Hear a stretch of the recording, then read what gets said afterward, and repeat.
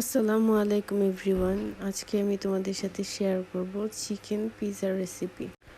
আজকে আমি দুইভাবে পিৎজা বানিয়ে দেখাবো। একটা পিৎজা চুলাতে বেক করব আর একটা পিৎজা এয়ার ফ্রায়ারে বেক করব।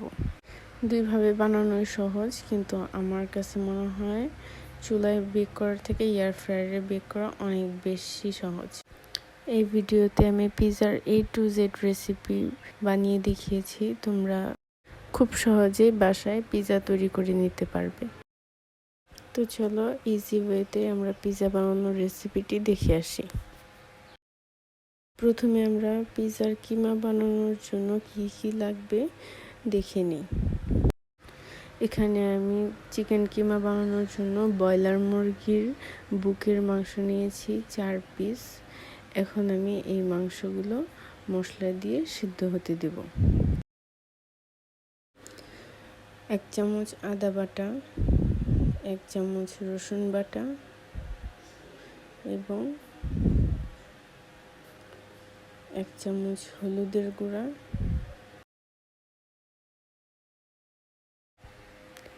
1 চামচ মরিচ গুঁড়া আর শেষে দিয়ে নিচ্ছি 1/2 চামচ লবণ। এখন 1/2 কাপ পানি দিয়ে মাংসটা যেন সিদ্ধ হয় এই পরিমাণ পানি দিব। বেশি পানি দেওয়ার প্রয়োজন নেই। এবার আমি সিদ্ধ বসিয়ে দেব।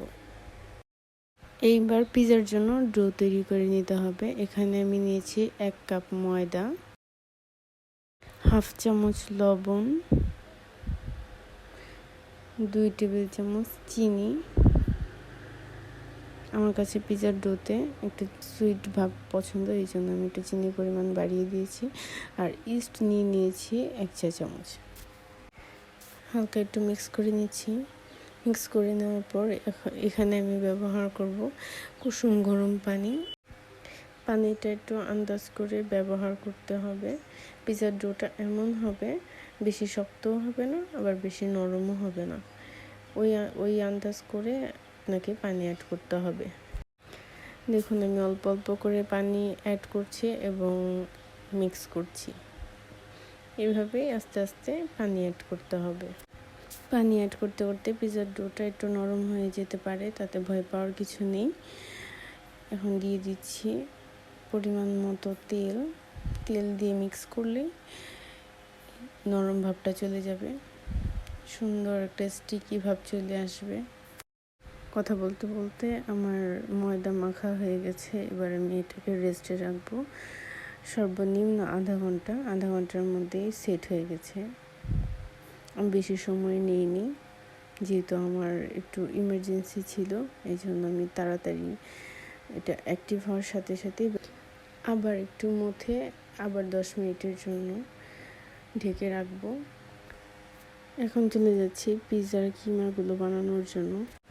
চিকেনগুলো পারফেক্টভাবে কুক হয়ে গেছে। এবার এটাকে আমি হাত দিয়ে ঝুরি করে নিব।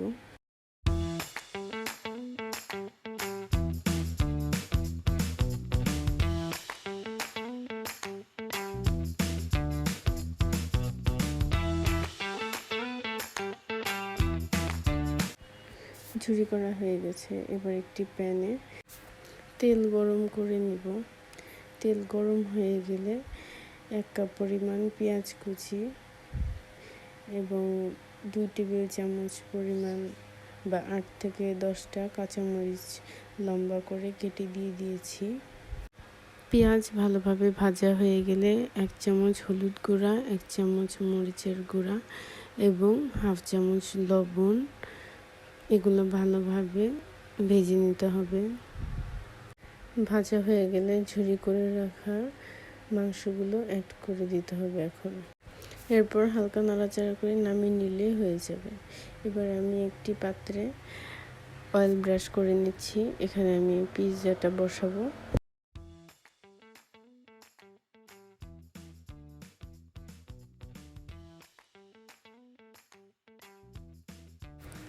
পিৎজার বেস বানানো হয়ে গেছে। এবার আমি এখানে দিচ্ছি টমেটো সস, দিয়ে হালকা একটু স্প্রেড করে নিতে হবে।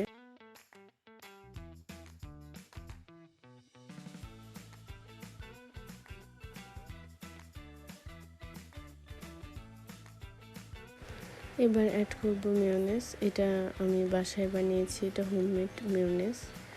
এটার রেসিপিও আমার চ্যানেলে আছে, চাইলে তোমরা দেখে নিতে পারো।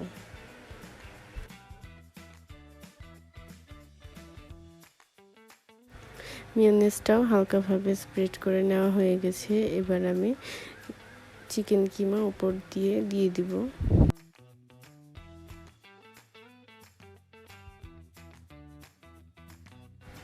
এবার আমি কিছু স্প্রিং অনিয়ন দিয়ে পিৎজাটা সাজিয়ে নিয়েছি। এবার আমি বেক হওয়ার জন্য চুলায় বসিয়ে দিয়েছি। এটা হতে খুব একটা সময় লাগবে না, 25 মিনিটের মতো সময় লাগবে। 10 মিনিট বেক হওয়ার পরে এখানে আমি চিজ অ্যাড করে নিচ্ছি। শুরুতেই চিজ অ্যাড করলে চিজটা পিৎজা হতে পিৎজা বেক হওয়ার আগেই চিজটা স্টিকি হয়ে যায়, এই জন্য আমি চিজটা পরে ব্যবহার করব।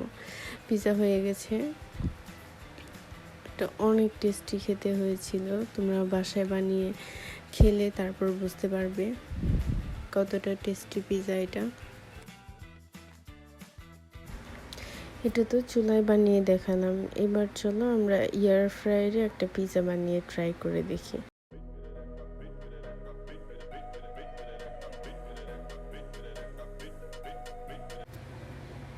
এই এয়ার ফ্রায়ারে আমরা এবার একটা পিৎজা বানিয়ে দেখব পিৎজাটা কেমন হয়। আগে কখনো ট্রাই করিনি, আজকেই ফার্স্ট। তো পিৎজা বানানোর জন্য আমার এখানে মোল্ড নেই, সেজন্য আমি সরাসরি এখানেই বেক করব। তাই আমি হালকা একটু অয়েল স্প্রেড করে নিয়েছি।